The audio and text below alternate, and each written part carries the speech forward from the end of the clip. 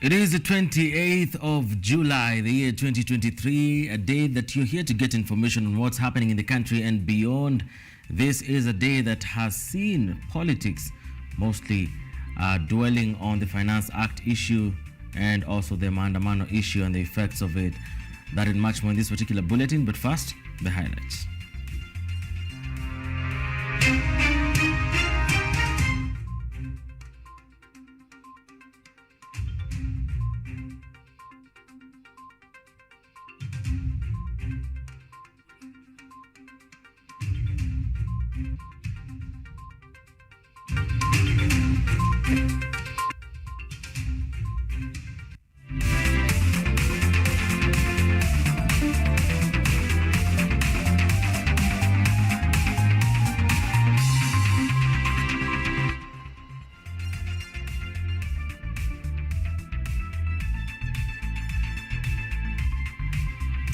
Pardon us for that slight mistake over there, but we shall dive right into the stories.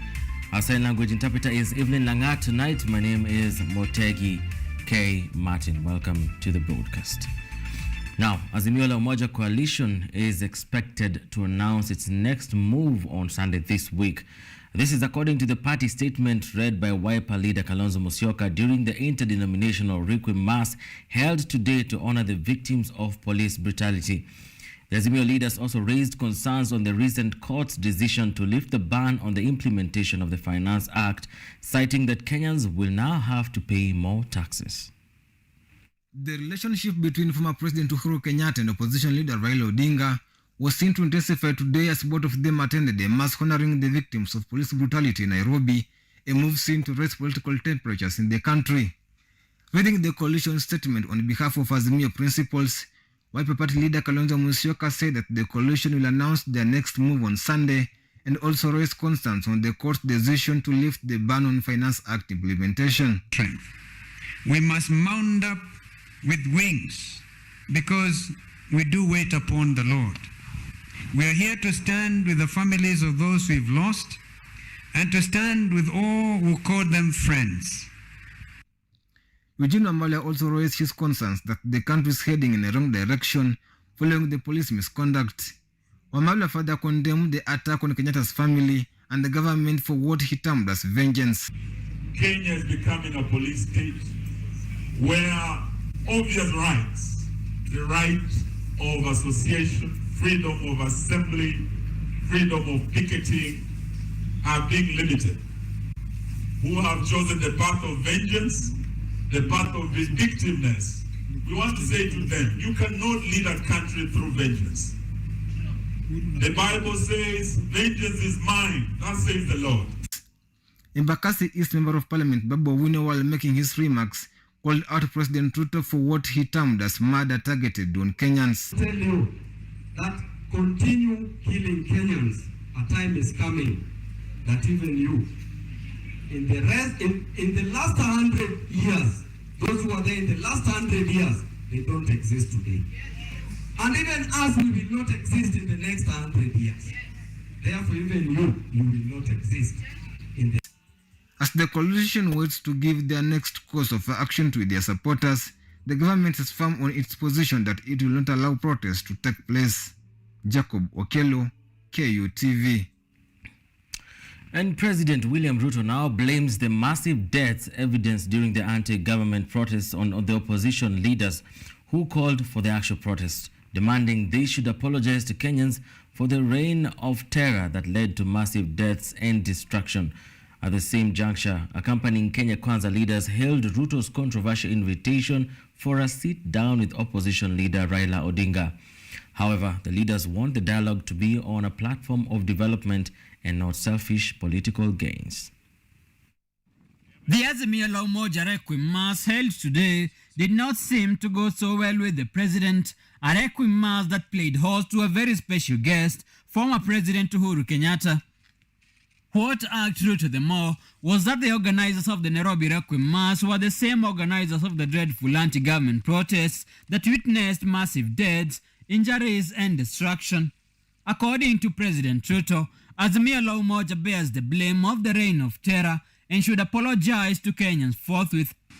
They should apologize to the people of Kenya for engaging in organizing and financing chaos, violence, destruction of property, destruction of life. Those people, they should not only be ashamed of themselves, but they should apologize to the people of Kenya. The president also has reason to believe that Azimio la Umoja is the epitome of self-centered politics in the country for the singular act of sacrificing the peace and life of Kenyans for their own political gain. Ile kitu mimi nauliza viongozi ni kwamba tuwache ubinafsi. Hatuwezi kuwa wananchi hawa waliamka mapema wakaenda wakapiga foleni wametuchagua, alafu saa hizi hatutaki kuwafanyia kazi, ati tunawapangia maandamano na tunawapangia maafa. That is not right.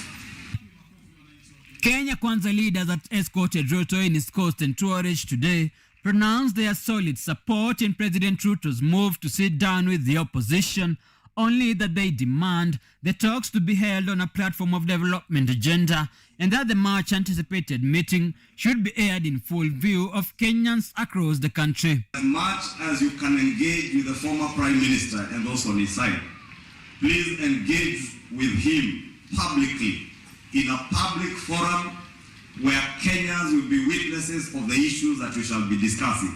And we want to make it easier for you, Your Excellency. You will not even need a big meeting like this. If you get 2 seats, your seat, his seat, and a camera, then you project it live on TV. We shall be able to watch all over the country and ensure that the issues we are engaging on are issues that touch on Kenyans. Sisi tunaomba sana na tunaendelea kupatia support, lakini tunataka mazungumzo yote yawe ndani ya katiba ya Kenya. Isiwe na mazungumzo ambayo yanafanya kubahatishwa ama yanafanya kukarabatiwa. Kila mazungumzo yawe ndani ya katiba ya Kenya. The conundrum of protest casualties has launched a heated political bout. In the blue corner of the ring is the organizer of the protest, Azimio la Umoja, and in the red corner stands the unleashers of police brutality, the Kenya Kwanza regime. None of the two is willing to carry the cross. Munene Weru, KU TV. Now, a somber mood engulfed the Stephen Kalonzo Musyoka SKM Command Center in Karen, Nairobi today, as top Azimio leaders, including former President Uhuru Kenyatta, gathered for an interdenominational requiem mass to honor the victims who lost their lives and those injured due to the police brutality during the anti-government protest held last week. In respect to the victims, the coalition also launched a fund to support their families. Our Father and our Lord Jesus. Former President Uhuru Kenyatta today made a surprise appearance joining the rest of Azimio la Umoja leaders in an interdenominational requiem mass held at Stephen Kalonzo Musyoka Command Center in Karen, Nairobi. Kenyatta joined Raila Odinga, Kalonzo Musyoka and other leaders in laying flowers in honor of the deceased who lost their lives during the anti-government protest held last week. While no official casualty figures were released, Azimio stated that at least 50 people were killed by the anti-riot police. The government, on the other hand, have been defending the police from any blame, asserting that the guns used to maim and kill protesters were supplied by civilians. During the prayer service, mourners paid their respect and offered prayers for the deceased and those injured in the demonstrations. Kila kiongozi ambaye the leaders further introduced a fund drive aiming to support the victims and their families, with Kenyatta and Odinga contributing 1 million Kenya shillings each. The prayer service concluded with a collective hope for peace and renewed commitment to finding solutions that will bring about positive change and a more harmonious society. Patrick Udur, KUTV. And on to our main story of tonight, the Court of Appeal has today set aside the conservatory orders barring the implementation of the Finance Act 2023. According to the ruling by Justice Mohammed Warsame, Kathoriman Toinoti and Helen Omondi.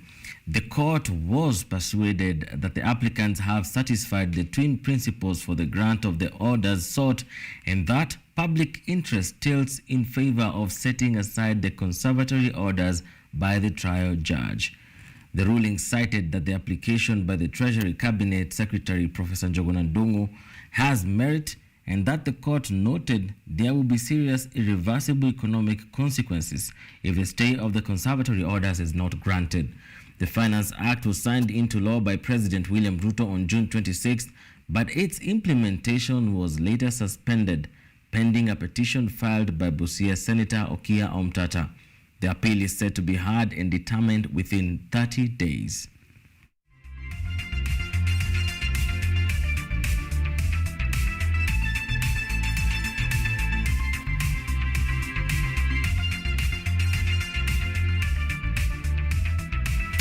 All right, it's time for us to take our first short break right here on KUTV Primetime News.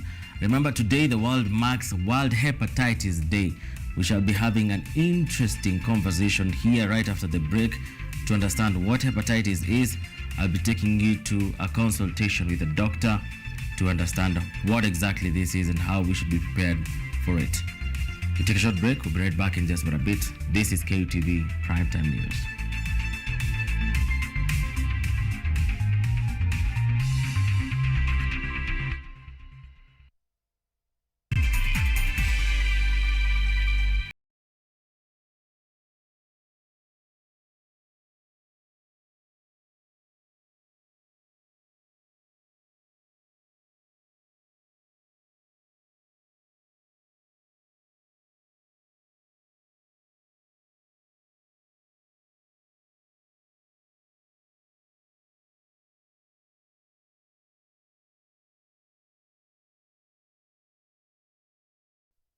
Are you an aspiring media practitioner, a graduate, or you just want to advance your skills in television production? Then welcome to Kenyatta University, where education meets innovation. KUTV, the premier university television station in Kenya, is now offering short courses in TV studio, field technical operations, and video editing. Through these courses, you will acquire hands-on skills on camera operations, media production, lighting techniques, audiovisual editing, and sound and visual control, and how to operate key equipment in modern TV control room. Enroll today at KUTV and discover your full potential in cutting-edge TV broadcasting. Graduates of these courses will receive professional certificates. For more information, visit our offices at KUTV Studios or call us on 020-870-4252 or 020-870-4255 or SMS us on 0739-110-544. KUTV, a new experience.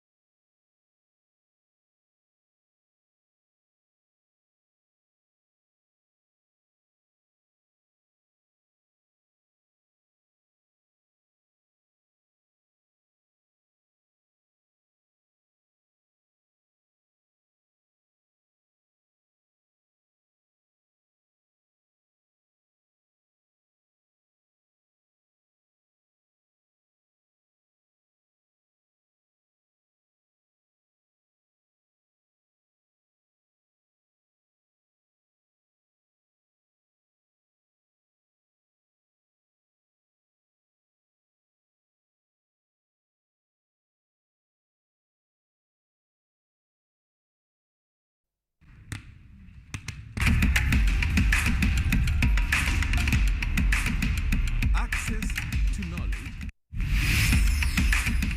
solution to unanswered questions.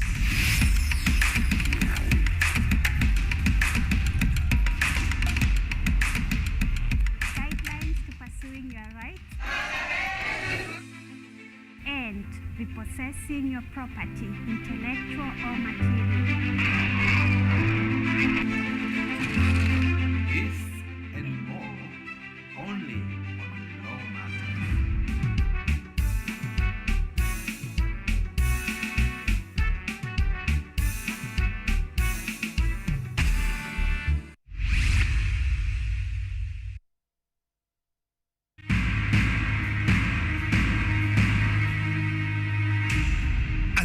husband and father. Nothing is too good for my daughter. An ambitious businessman with a dark secret.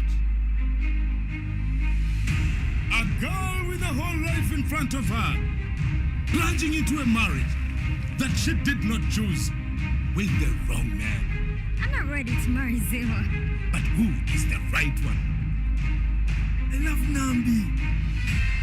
A rock star, living the dream. But the babes keep chasing me, Agissa.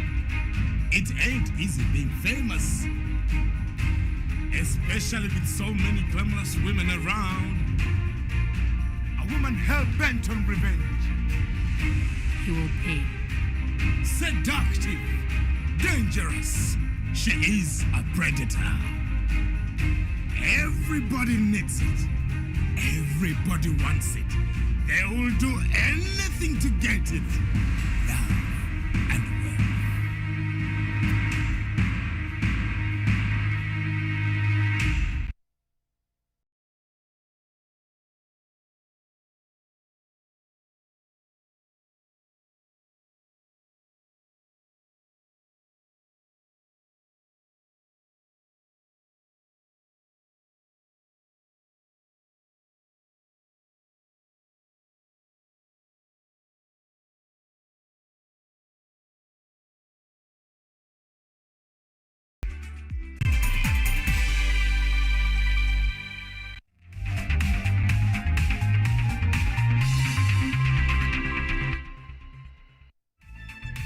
You are watching KUTV Welcome. Primetime News. You're watching KUTV Primetime News with me, MUTEGI K. Martin, and EVELYN LANGAT is still with me to help you with sign language interpretation. Now, before we get to the hepatitis story, we shall be looking at a few other stories in the country so we can come back to the health talk. And now, in a bid to boost food security in the country, farmers in Bungoma and Kisii counties have received subsidized fertilizers from the national government, and the exercise, which was presided over by Bungoma County Governor, who is Ken Lusaka, and the Principal Secretary for Crop Development in Agriculture and Livestock, Harsama Kelo, seeks to fulfill President Ruto's agenda on making fertilizers available for farmers to boost food production. It was a sigh of relief to farmers in Bungoma and Kisii counties as they received a subsidized fertilizer from the national government.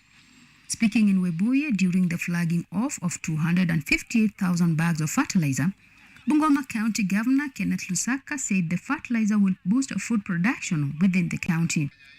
Lusaka further commended the president for fulfilling his promise to supply fertilizer to the farmers, noting that this will help the country achieve its food security agenda and lower the cost of living.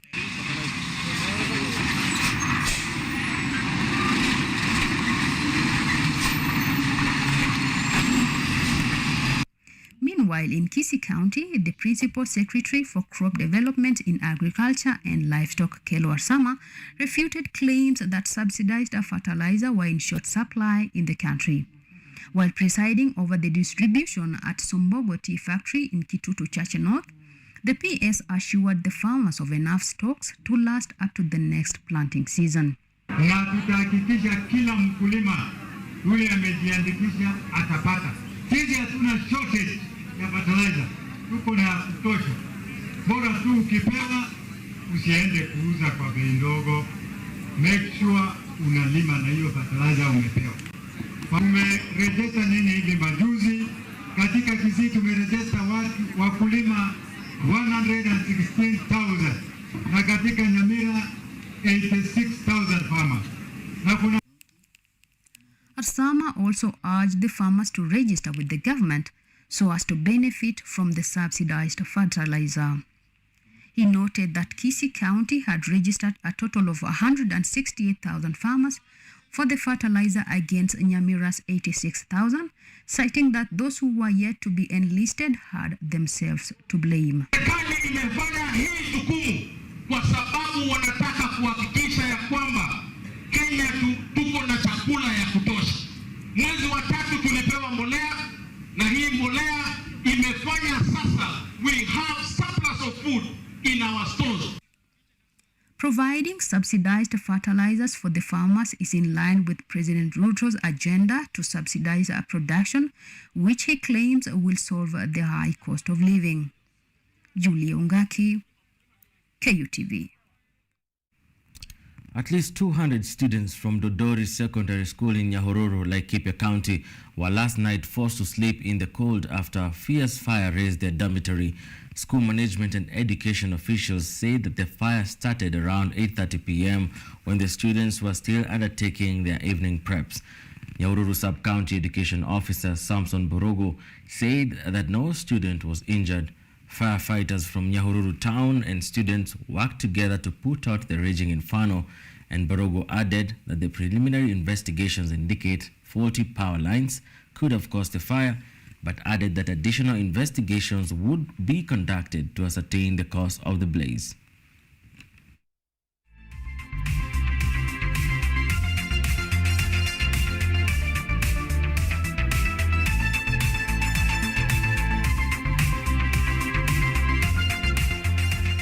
Now, back to health matters. As the world marks World Hepatitis Day, Kenyatta National Hospital commemorated the day by providing free screening services to Kenyans. The day is marked on the 28th of July every year and is aimed at creating awareness of the virus and how to prevent it. Every year on the 28th of July, the world commemorates the World Hepatitis Day. The disease was first discovered by Dr. Bloomberg in 1967 and its vaccine later developed in 1969. There are various types of the disease that affect the liver and are usually caused by infections from the hepatitis virus. Some of the hepatitis viruses include hepatitis A, B, C, and D. The disease can lead to very serious negative side effects on the liver. It is spread in several ways that include blood transfusion, sexual intercourse, sharing of equipment such as needles, and eating contaminated foods and drinking contaminated water.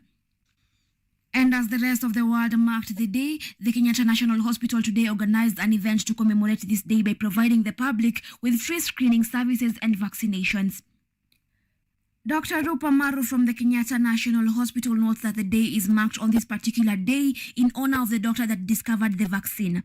Hepatitis is basically just inflammation of the liver. Okay, what is inflammation? Is where you have something that attacks the liver and makes it not be able to do its work adequately. According to Dr. Maru, the hepatitis vaccine is safe and offers up to 90% immunity. The vaccine is also offered in 3 phases. Prevention, it's actually very good. The percentage is very high. You can actually get 93 to 97% protection if you get vaccinated.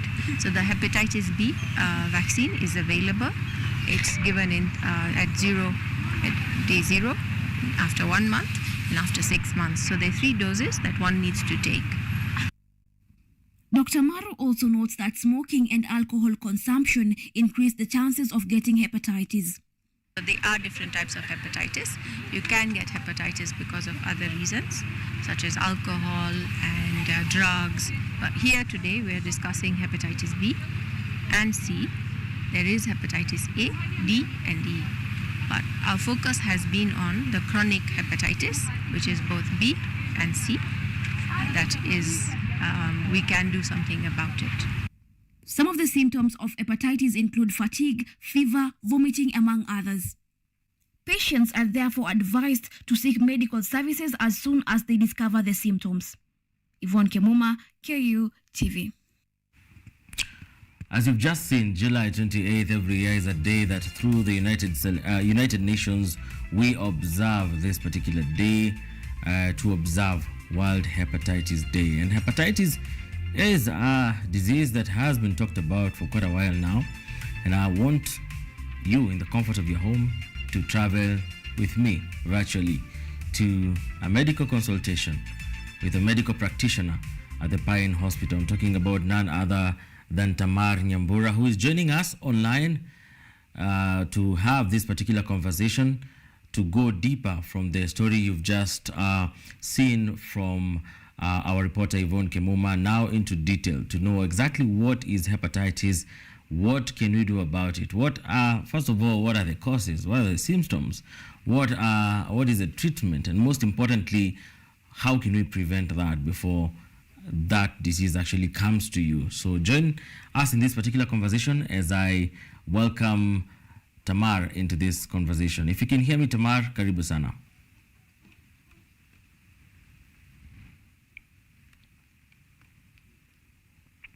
Tamar, I cannot hear you. Could you kindly engage your microphone so we can have that particular conversation? If you can unmute your microphone, kindly. Tamar, can you hear me?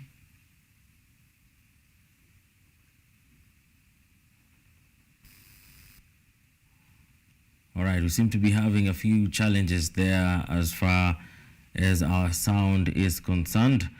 But remember, once again, this is the 28th of July where we observe World Hepatitis Day. And from the story that has just gone live a few minutes ago, we have seen some of the causes, and majorly it is a viral infection, and other causes include taking of alcohol in excessive nature that causes the inflammation of the liver. We shall be getting in touch with Tamar Nyambura as we continue with this particular conversation to make sure that she was able to get proper sound and proper picture from her so we can engage in this particular conversation. But first, before then, I want to move you to Migori County, where the county government, led by Governor Dr. Ochilo Oyako, has pledged to soon launch various programs to help tackle the water hyacinth debacle in Lake Victoria. To support blue economy, Dr. Ochilo outlined the plans of establishing urban industrial parks in the county. Our very own reporter Lynette Minor takes us through. While presiding over the issuance of fish cages, motor vehicles, and life jackets to Luanda Konyago Beach in Nyakite sub-county, Migori Governor Dr. Ochilo Oyako has outlined plans set for launch by the county government to tackle the water hyacinth debacle in Lake Victoria. Water hyacinth has for a couple of years been a headache for the local fishermen, depending on Lake Victoria as their source of livelihood. Utufanyie usafi kwa maji ambayo tunatumia na maji chafu. Tunataka utusaidie, utuletee vile tutaweza kupata hii barini kuwe safi, utoe hizi maganda siko barini. Hata kama wavuvi wanavua, tunawaona kutoka mbali. Hata kama kuna kitu inaweza kufanyika baharini, tunaweza kuona kutoka mbali. Hiyo tunaomba utusaidie. Ni hii pori kubwa hii kichaka kubwa hii inatuzuia kwa mtumbi wetu kufika pale ziwani kuvua samaki.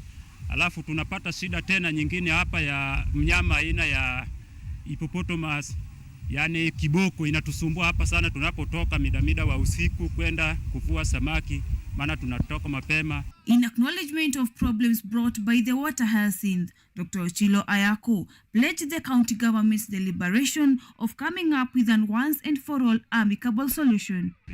If you look at the entire frontage of this place, it has cypress weeds. It also, it has a papyrus weed. It has hyacinth and many other things due to siltation and other things. In order to open up this place and make it accessible, we will require plenty of resources, many partners, and that's what we'll try and find. And regarding other efforts to improve the blue economy in the county, Dr. Ochilo had this to say. We want to engage with the fisheries department at the national government so that we can have our cold storage at Sori opened. There is a cold storage that has not been opened since it was put up. We are also rehabilitating the fish processing plant at Rongo, a place called Opapo. To underline the county government's commitment in ensuring Lake Victoria communities have sustainable food and livelihood sources, Migori County Executive Committee member for Agriculture, Fisheries and Livestock Lucas Mosenda claimed that plans are underway. The purpose of this life jacket is to save them from these accidents that have been happening.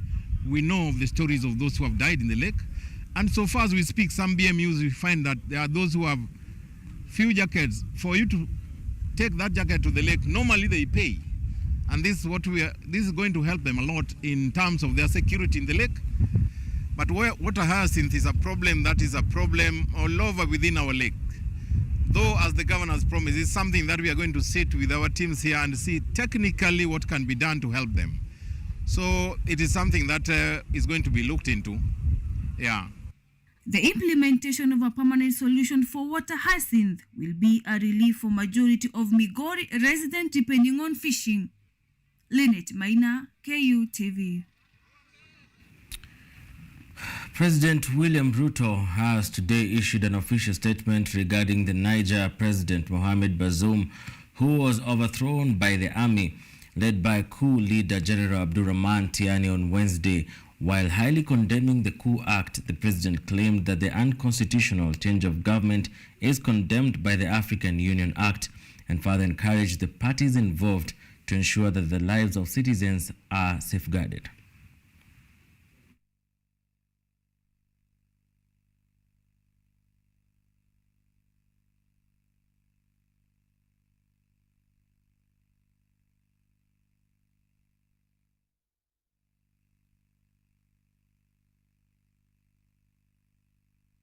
We take another short break right here on KUTV Primetime News. When we come back, we have more in store for you. Don't go anywhere.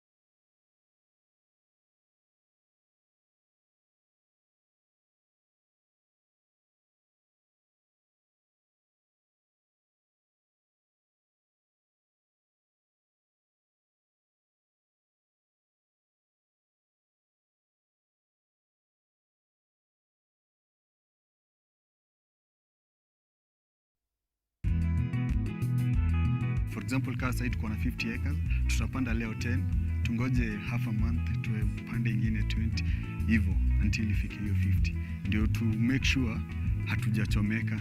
If at all kutakuwa na cells za chini kabisa, haiwezi patana na ile 10 acres zenye ziko mbele. As in tutaaffectiwa na hiyo 10 acres peke yake, but hiyo 10 acres zingine itakujipate bei.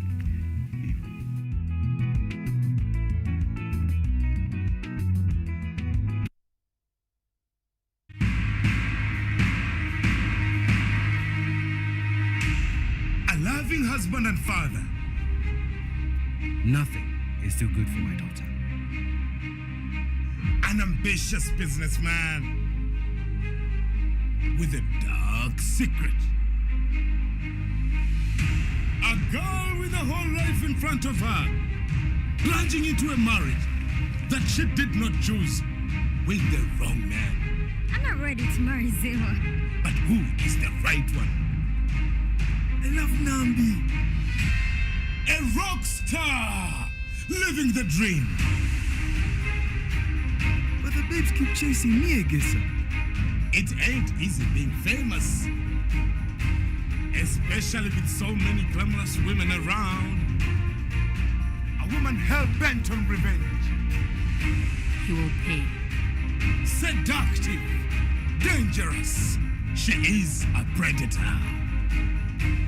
Everybody needs it. Everybody wants it. They will do anything to get it. Love and wealth.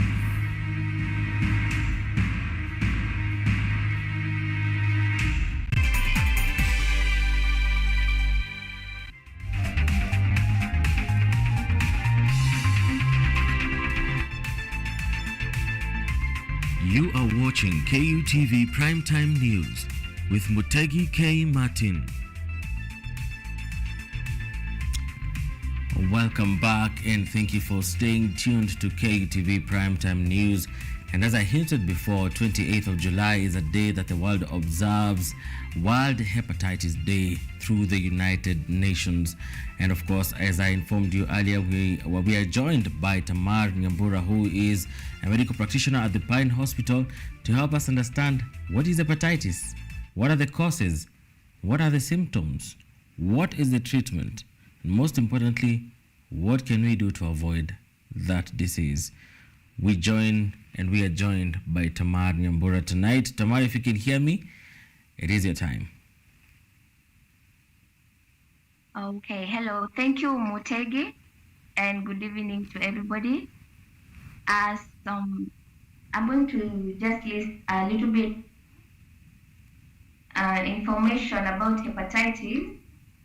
And hepatitis is the inflammatory condition of the liver. So that means it could be caused by, it is a common result of viral infection. There are 5 classifications of hepatitis. That is hepatitis A, hepatitis B, C, D, and E. And hepatitis is spread through contact, through blood and blood products, and bodily fluids, of course. So things such as saliva, sweat, when people come in contact with those kind of things, they are going to be at risk of getting hepatitis. The person who is at risk of getting hepatitis, the most people at risk are the healthcare workers, because they are the most people in contact with blood and blood products, and also they deal with sick people, and sometimes there are sick people with hepatitis. And also there's another group of drug users, the ones that use injectables. So if they are sharing the syringes and needles, they are at risk of getting the hepatitis. The prevalence of hepatitis in Kenya is about 95%. That is a huge percent. So hepatitis, how long does it take to be in the body? So it varies between mild and life-threatening. That means that it can stay in the body for a few weeks, or it can also be lifelong. That means it could also result to death. And when a person has the virus for a lifetime, that means that the hepatitis is chronic. Yes. The symptoms of hepatitis, you can have the ones that when you go to a hospital, the doctors may make a differential diagnosis. We cannot, when you just say this, for example, flu-like symptoms, when you come to the hospital, you say you have fatigue, you're tired. When you come to the hospital with abdominal pain. But there's distinct symptoms that we can really start suspecting that a person has hepatitis, and these are things like yellow skin or yellowish discoloration in the eyes, or a person says that they have dark urine, or they say that they have a pale stool, loss of appetite, unexplained weight loss. Those are the distinct, especially the yellowish discoloration. All right. When you should see a doctor is when you feel. Allow me to interrupt you. Just before we move to when to see the doctor, I'm gonna. You mentioned hepatitis comes in different categories and different types in the names of A, B, C, D, and E. Most people know about hepatitis A and hepatitis B. What is the difference between these hepatitis and are their symptoms the same? I would love to get that a bit more clear from you. Yes, they are the same, because the different types A, B, C, D, the only difference there is the cause. So you can find, like, for hepatitis C is from waterborne, when you come in contact with dirty water, or you've eaten raw vegetables or fruit. Okay. For hepatitis B, it's very particular with blood and bodily fluid. All right, thank you. Thank you so much for that. Maybe now we can go back to when should we see a doctor when we realize that we have these symptoms? Is it at the onset, or do we wait to see more of these symptoms? And do the symptoms come at the same time, or is it in a prolonged period of time? What is the study period? For hepatitis, okay, for all of them, the yellowish discoloration of the eye or the skin may take time, because before the liver has become inflamed, it becomes swollen, it has become infected. For it to be seen on the skin, it may take about even 90 to 150 days before you actually can actually say that you have seen the yellow skin or the yellowish discoloration in the eye.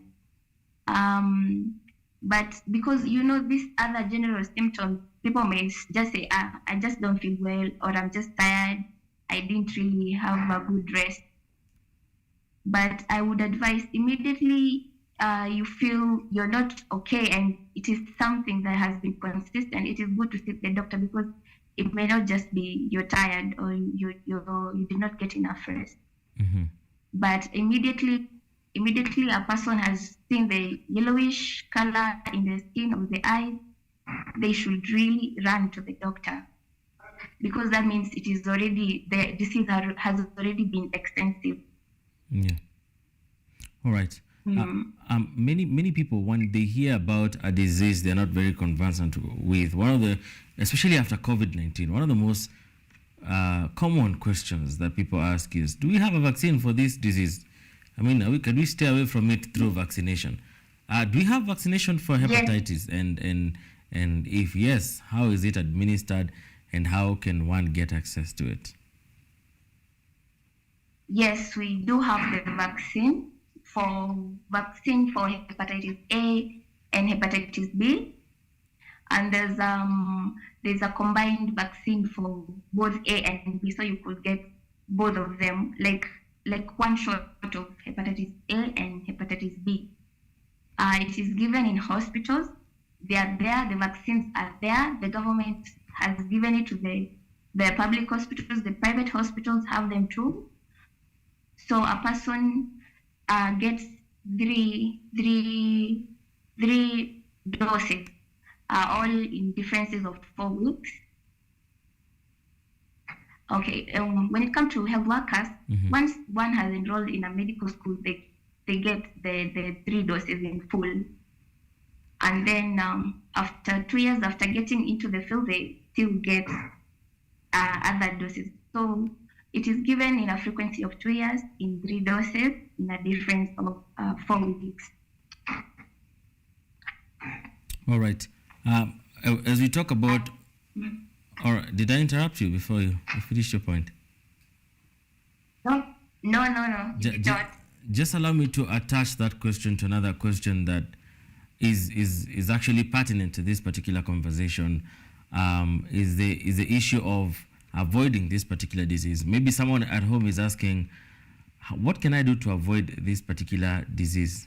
Let's say if I don't want to go the vaccination way, how can I stay safe from this disease? The answer to that is very simple. Just practice proper hygiene. Like for all of the viruses, you just need to you follow basic instructions like washing your hands thoroughly, washing your fruits or vegetables, using clean water, and avoiding coming into contact with bodily fluids and blood products recklessly, because you never know if someone really has the virus. So you practice proper hygiene and have a proper diet, balanced diet. Also when you have good nutrition, your immune system is boosted, so you cannot get the virus easily. All right. For this next question, you will not be off the hook. As usual, I get to ask medical practitioners what they are doing on the ground, because vitu kwa ground, that is reality for us. And of course, the question is, what is being done by you as medical practitioners on the field to make sure that the spread of hepatitis is controlled or is also really faded away from the community? We have outreach programs in the health facilities, even to the people in the most arid areas, they get this information. So that is health education. They are taught about these diseases. They are taught about how to prevent them, and if they come into contact, what to do, and also seek medical attention. Also, the screening, and of course there is vaccination. And for people that we realize have the virus, they get treatment. All right, thank you so much. As we draw to the end of this particular conversation, I'd love that you talk to the viewer and tell them what are your final thoughts about this name, hepatitis, that has scared a number of people in this particular country and beyond. I would like to tell the viewers that hepatitis is life-threatening, whether it's for some weeks or it's for a lifelong. So what you do is really take care of yourself. We say it every day. In the media, we see people telling us every day, we should practice proper hygiene, good nutrition. We should teach our children. We should reach to the ones who do not have this information. Also, go get the vaccines. Do not ignore, because the vaccines actually protect you from getting the virus, because it gets into your body. The vaccine, has an antigen that makes your body immune system to protect you. So if the virus attacks you, you're protected. Like, you cannot get it. So get vaccinated. The vaccines are in the hospitals, and stay safe. All right. Thank you so much, Tamar, for joining us in this particular conversation. It's a pleasure and an honor to have you discussing this matter with us at KUTV tonight. Yes, thank you for having me, Mutegi, and good evening to you. Amazing. That is Tamar Nyambura, medical practitioner at the Pine Hospital, talking to us about hepatitis A to E. You want to stay tuned to KUTV Primetime News. Every Friday we talk about health, we talk about the environment. We shall be here to make sure that you are comfortable as long as you are alive. That is our mandate. We take a short break on KUTV Primetime News. We come back with sports news. Don't go anywhere.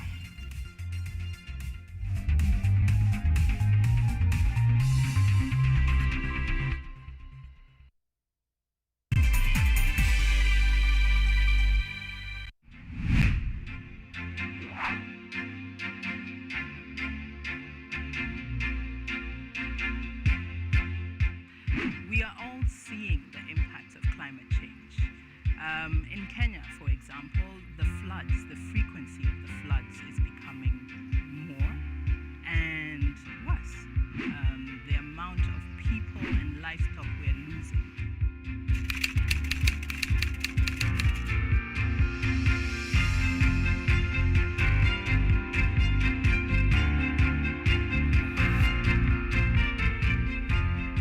The level we need to go is a level where the normal mwananchi and also the government stakeholders can uptake these solutions. Those small acts multiplied by millions of us will help make a difference in the world at the end of the day. It's just a slight behavior change that we need, and you find that it serves us a bit more than you put in. And that's the goal. We want to live a better world than we found, because at the rate we are going, it's dire. We will secure the planet for future generations.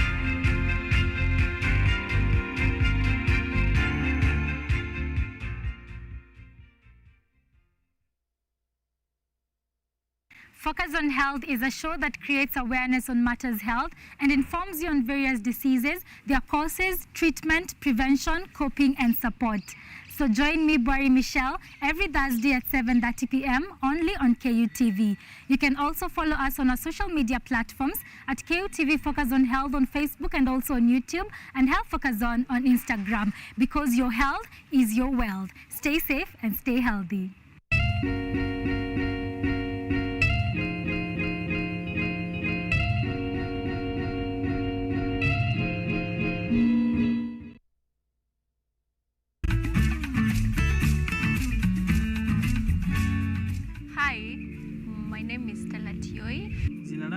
naitwa Okemwa Mukwa James. This is Mandela Gaya.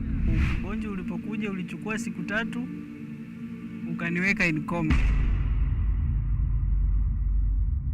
20 wamezikwa, 2 ndio wako hai. I don't even know how it feels to see. I feel like I cannot express myself well the way somebody who can walk can actually express themselves. Ilichukua muda mwingi mrefu tena mpana ili kuikubali kwamba mimi siwezi tembea tena. I've come to actually accept myself. Ukijaribu kumsimamisha mtu umwambie tafadhali nionyeshe njia, they find it quite strange talking to you. You should just make schools integrated, inclusive setups by providing the right facilities.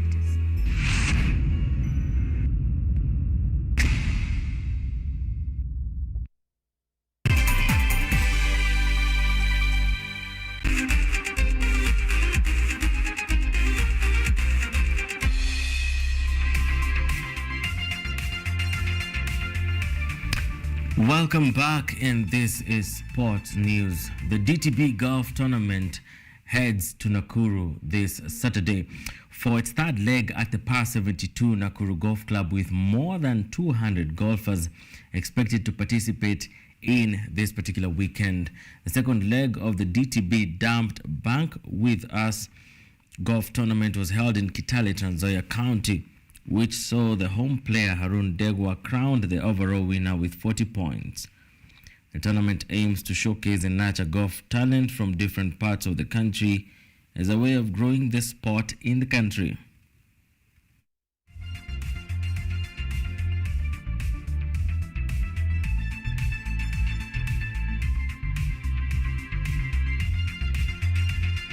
Move over to the Women's World Cup, where Lauren James' 6th-minute strike inspired European champions England to a 1-0 victory against Denmark in the ongoing.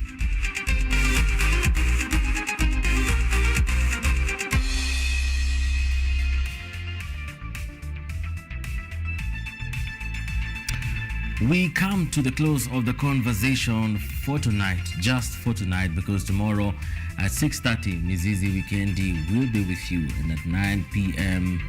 Weekend Live will be live, as always, to make sure that we get you informed on what's happening in this country and beyond our borders. This is how we wind up tonight. Our sign language interpreter is EVELYN LANGAT. My name is MUTEGI K. Martin. Good night.